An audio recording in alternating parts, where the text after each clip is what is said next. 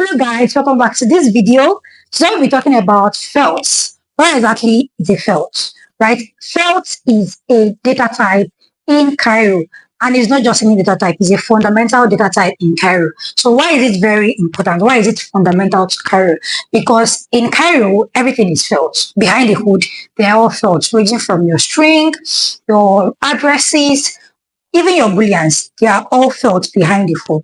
So what makes felt really important? What makes it fundamental in Cairo? So felt, just like the way you have your 256 in Solidity, so you have a range of value that a variable that is given the type of unit 256 can accept. Right, there's a range of value. The same way is the way you have it in felt. So a felt is basically a range of value, which is 0 is less than or equal to x, and x is less than p.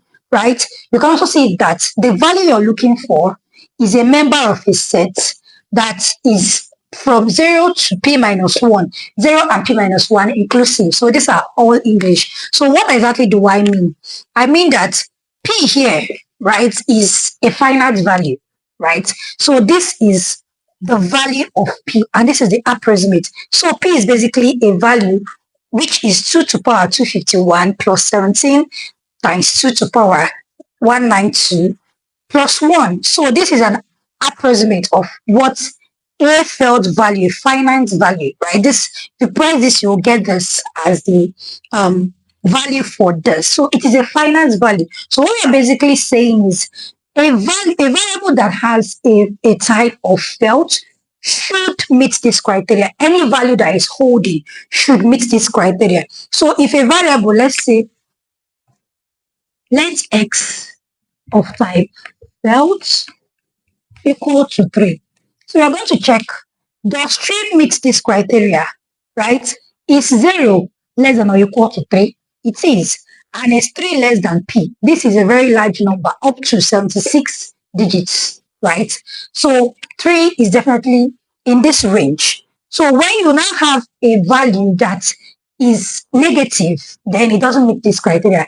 It cannot be a felt value. It cannot be the value of a felt variable, right? You get it? So that is basically it. The same way, it's just a range of numbers, and then you have a p. P is a finite number. So any value that is between 0 to 2.8 times 10 to the power 76 can function as a felt value. It can be entered in a variable that is labeled as a felt type.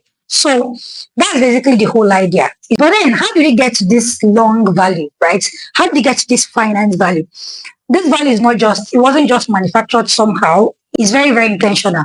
So the reason for this value is because I mentioned to say that p is actually a very large prime number, right? Prime number is very important for Cairo because Cairo works with a stack cryptographic proof, and prime numbers are there to cryptographic proofs. So p is actually a very large prime number, up to 76 characters, right? So this is the finite value of p. So why are they using a prime number? Why are they using this number, this exact number? Why? Because in Cairo, in Starknet, they basically work with stack cryptographic proof. So this number is specifically chosen because it allows for compatible stack cryptographic proof and efficient zero knowledge proof. So this simply means behind the hood, at the heart of Cairo, at the heart of Starknet, they work with stack cryptographic proof.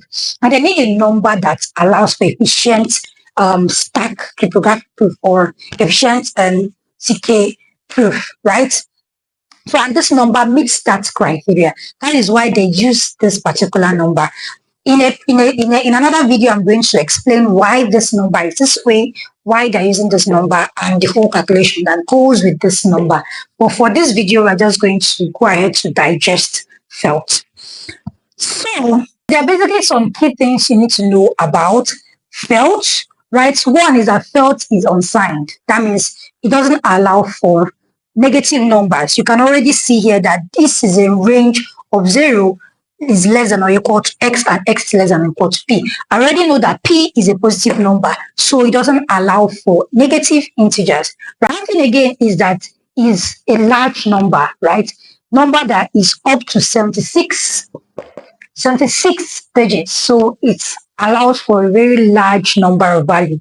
One thing again to know is that Felt is a scalar data type. So when you come to Starknet, they have two subsets of data types. You have the scalar type and the compound type. So scalar type simply means it represents just one value. But then compound type is more like a group of scalar values, right?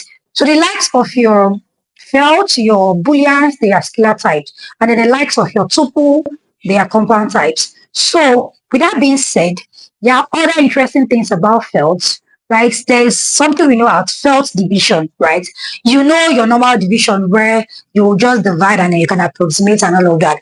But then in felt, it has to be accurate. It has to be in a certain way. So let's say, for instance, we all know a lot of us will be conversant with JavaScript. If you will still get it even if you don't know JavaScript. So let's do like a basic JavaScript calculation here. Let's say let x equal to 7, let y equal to 3, and then you want to perform a division in these two, then let our result equal to 7 divided by 3.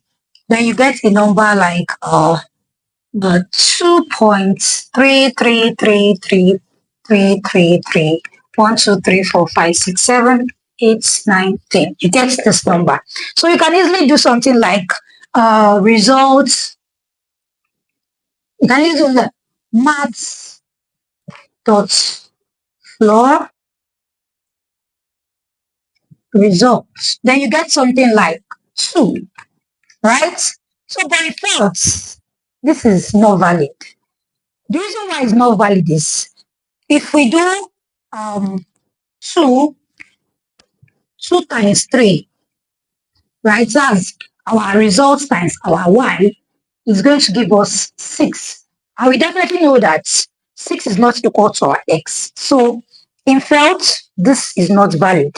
So when it comes to felt, we are basically looking for a number, a result, that when we multiply it by our y, it gives us our x. So let's get this off and then try to perform a felt division and how it works. So if let's say let x is equal to 7 and let y equal to 3, or let's still do this as 6. Felt division will still give us a 2, which is valid. But then what happens when we now have an x that is not exactly divisible by our y? That's in the case where we now have 7.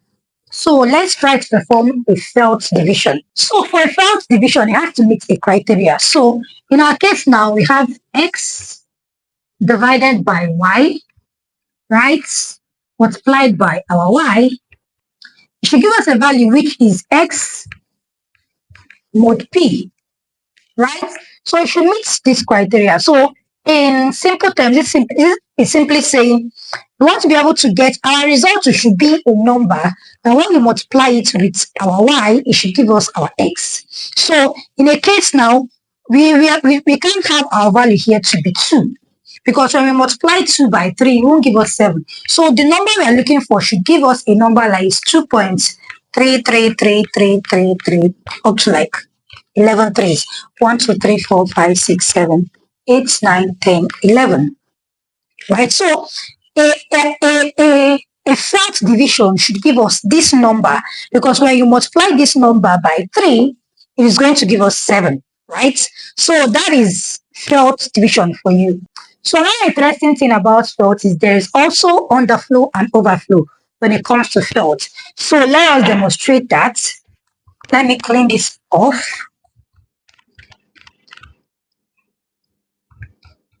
So now let's deal with overflow. So what is exactly overflow? So overflow is simply when a value exceeds the max amount of a field and then it wraps around starting from 0. So this simply means, let's take this for instance. We already have a p, which is a finite value, and then we have a variable x. It said let x equal to, well, let's bring this down here. Let x equal to 3.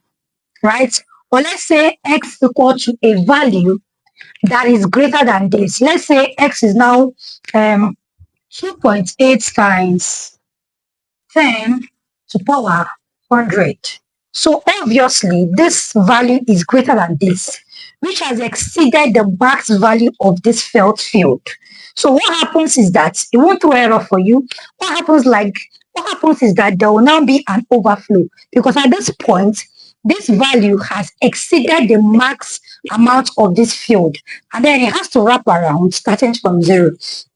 So now for us to demonstrate it, I'm going to use a small value. So let's say our max amount or our max amount is equal to 100, right? And then we have x to be, let's say, 95, and then let's y to be equal to 10, right? So in this case, we want to perform an addition.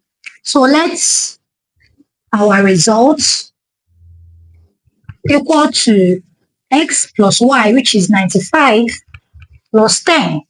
This will give us 105. So we can see that this value, which our result, which we've said result is a felt value, and then we have our max amount to be 100, we can obviously see that our result is 105, which is 5 greater than 100. So what will happen is that there will be a 105 mod 100. So this is more like saying 105 modulus 100. So the normal way we know our modulus is the remainder. So the remainder is just basically 105 divided by 100. We're going to have 1 remainder 5. So what really happens is that you can see that the expected value is 105, but then what will actually be in this your result, if this was a Cairo code, is 5. Because what happened is an overflow. Because 105 exceeded the max amount of the field, then it wraps around starting from 0. So let's use an analogy, an explanation. Here, let's say we have a step, right? We have a step, right? And then this step, let's do this. And then,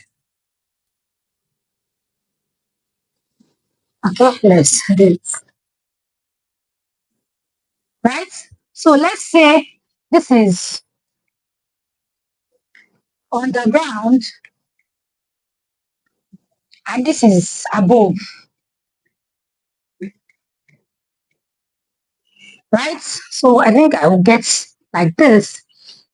So let's say we have 100 step under or 100 step above, and this is 0. This is point 0, right? This is step 0. That's the first step. Then, and this user has 105 steps to take. And then when he reaches the 100th step, he starts from the 0th step. So what happens here is that the user has climbed from the 0th step to the 100, and then he has to come back from 0 and climb. He just has to complete his 105 step. So he's climbed 100 step and he has reached the max of the step, and then he has to start again. So his stopping point will be at step 5, because if he keeps taking his step, he will stop his step at step 5. This is how you can see overflow. Then I'm still going to use the same analogy for underflow, but let's do the calculation first.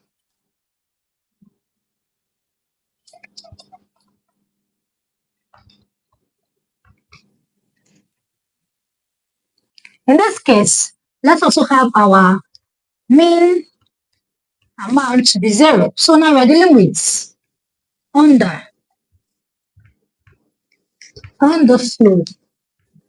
right?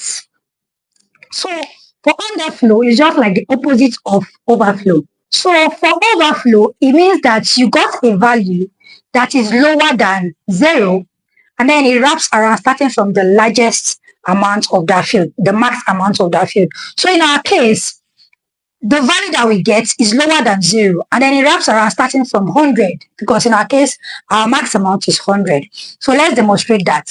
We have, let x equal to 10 and let y equal to 20. And then we want to perform a subtraction. So we say let results 20. And results equal to 10 minus 20. We're obviously going to get a minus 10. So we are still going to perform our result mode P. So what is our result? Our result is minus 10 mode 100. So we're just basically saying minus 10 mode 100. This will give us 90. I don't want to get into the whole modulus calculation, but this gives us 90. So coming back to this, our analogy, this is our 0th step. So this simply means that this particular user, he's at the minus 10th, he's at the 10th step below the floor, right? So I know for underflow, we say that is X scenario where a value is lower than 0, and then it wraps around starting from the max of that field. So this simply means that this user had to take 10 steps starting from the max. And you know, our max value or max amount for our field in our analogy is 100. So this user had to start taking steps from 100 coming down, right? So you have to take the 100 step, the 99, the 98, the 97, 96, until it takes a total of 10 steps. He will end up at 90. So this basically explains the whole underflow and overflow. For overflow, the user had to start from 0, right? Takes his step. Once he reaches the 100, he starts from 0 again. That is why when the user reaches the 100th step, he had 105 steps to take. I've cleaned that. 105 steps to take. Now you have to take from 0 to 100, and then you have to start from 0 again. When in the case of underflow, user had to take from up, coming down. So let's say we had minus 105 here. We find out that the user will take 100 step down. He'll start again from top and then end up at the 95 step, right? So that is how everything is just like the opposite of everything. So I believe this really explains felt for you. It takes care of why felt is fundamental to Cairo, the underflow, the overflow, the ocean of felts, right? So this basically breaks down felts for you, and I believe going through this, you will need more videos to explain felt to you. So I'm thinking of making a video about this prime number, this large prime number. Why Cairo chose this number? Why this number? So that's what I'm thinking about making in my next video. So this brings us to the end of this video. And until next time, keep building, keep doing great things, and see you in the next one. Bye.